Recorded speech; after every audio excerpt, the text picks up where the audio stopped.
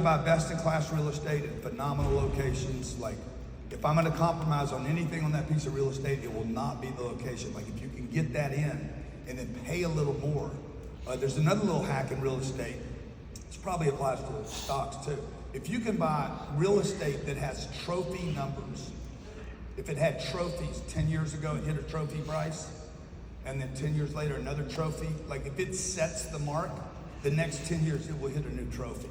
So rather than buying stuff at the bottom when it's cheap, try to buy stuff that peaks out. You're buying basically something that just, some real estate's just blessed, and some of it's just got a bad feng shui. If you were in this room right here, right? You have a business or whatever. You got some money to invest. Would you look at? Let's make it over here. Let's say they got $100 grand to invest. Okay.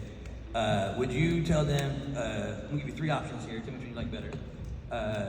Let's go buy a single family home, get a lease, mortgage for it, rent it out, whatever. Number two, let's go buy, finance it and maybe get a 400, yeah, $400,000. Yeah. Let's get a 4-unit, little Yeah. complex, FHA loan, or go put it inside of a syndication, Yeah. fund type of deal. Which way would you tell them? Yeah, I'd say put your 100 grand with me.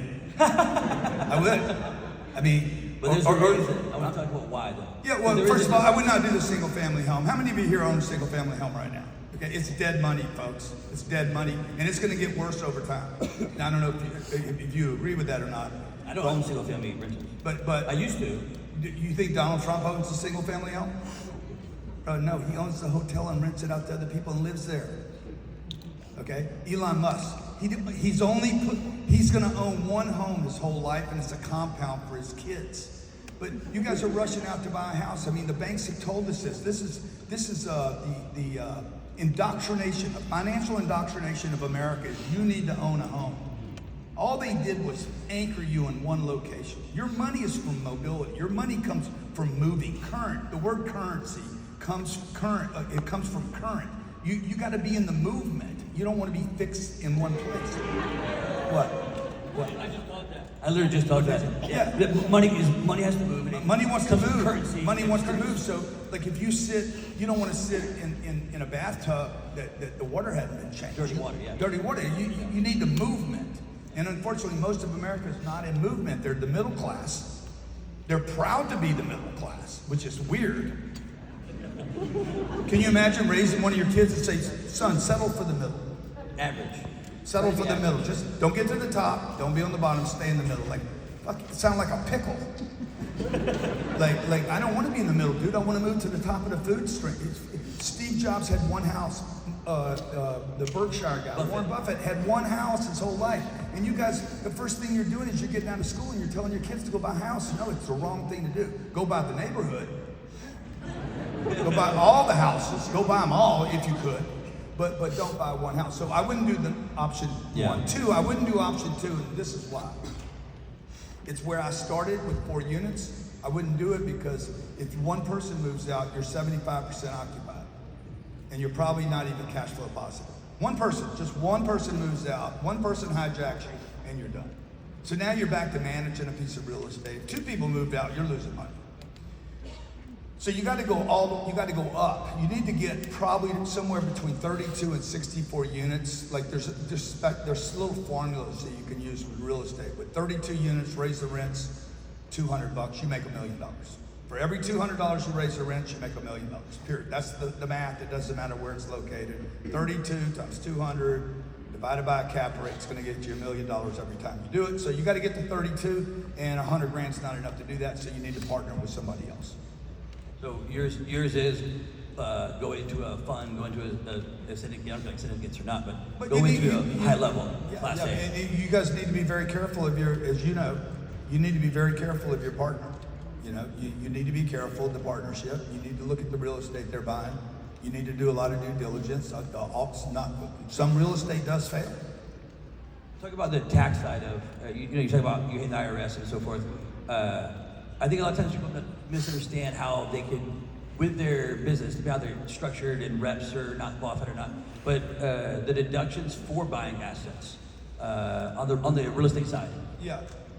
Well, in the 1990s, you could buy a piece of real estate for $1 million $1 million was deductible. $1 million would have, yeah. Whatever you pay 10 million, 10 million, you wrote it off that day against your earned income, all your earned income. You didn't have to be a professional real estate investor. But, you know, when you buy a piece of real estate, like this piece of real estate we're buying in Boca right now, it's $235 million. That piece of real estate is probably gonna come with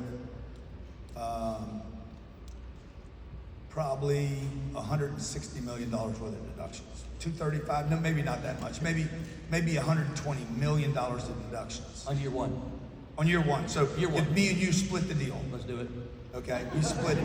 We put a loan on it. Yep. 235, we're gonna put a $140 million loan. We split 90 million. You do 45, I do 45. We would both get probably, we would get a bigger deduction than the down payment we put on the deal. That's for sure. And the leftover amount we can roll over to next year. So now, let's say he's got another business. Forget the real estate. We're doing the real estate like we are.